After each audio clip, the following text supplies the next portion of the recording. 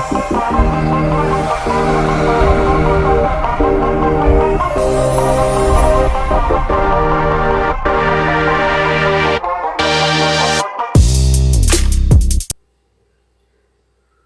Friends, welcome to எனினி இல்லம்.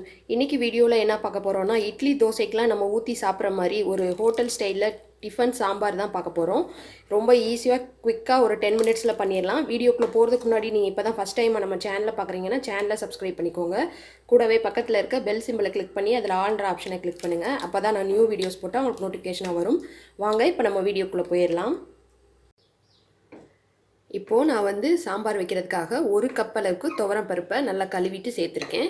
இதில் 2 தக்காளி சேர்த்துக்கலாம். இது கூடவே ஒரே ஒரு பச்சை மிளகாய் சேர்த்துக்கிறேன். கொஞ்சமாக தண்ணி சேர்த்துக்கலாம். அடுத்ததாக கொஞ்சமாக மஞ்சள் தூள் சேர்த்துக்கலாம். உப்பு தேவையான அளவுக்கு சேர்த்துக்கலாம். அடுத்ததாக பெருங்காயத்தூள் சேர்த்துக்கலாம். இப்போது இதை க்ளோஸ் பண்ணிவிட்டு ஒரு 3 விசில் வச்சு எடுத்துக்கலாம்.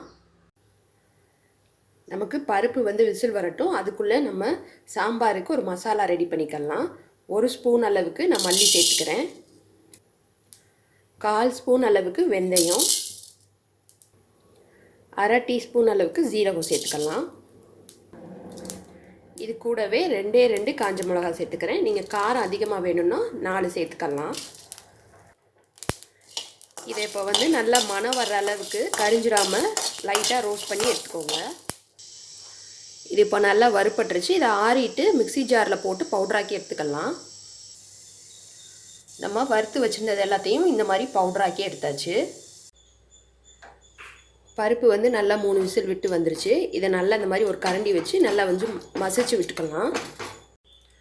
அடுத்ததாக சாம்பார் தாளிக்கிறதுக்காக கொஞ்சமாக எண்ணெய் விட்டுருக்கேன். இதில் கடுகு உளுந்தம் பருப்பு சேர்த்துக்கலாம். இது கூடவே கொஞ்சமாக ஒரு 1/4 ஸ்பூன் வர அளவுக்கு ஜீரகம், கருவேப்பிலை. அடுத்ததாக இது கூட ஒரு 10 சின்ன வெங்காயம் சேர்த்துக்கலாம்.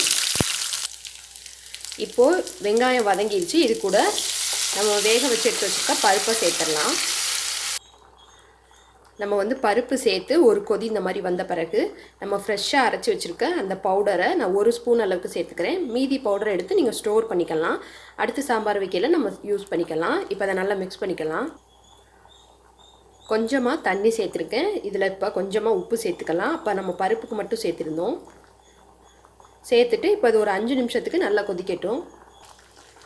இப்போ ஒரு 5 நிமிஷம் ஆயிடுச்சு. நல்லா நம்மளுக்கு கொதி வந்துடுச்சு. கொஞ்சமாக கடைசி கொத்தமல்லி இலை தூவிட்டு நம்ம இறக்கிடலாம். அவ்வளோதான், நம்மளோட டிஃபன் சாம்பார் சூப்பராக ரெடி ஆயிடுச்சு. இது இட்லி, தோசை, வடை, பொங்கல் எல்லாத்துக்குமே சூப்பராக இருக்கும். ட்ரை பண்ணி பாருங்கள்.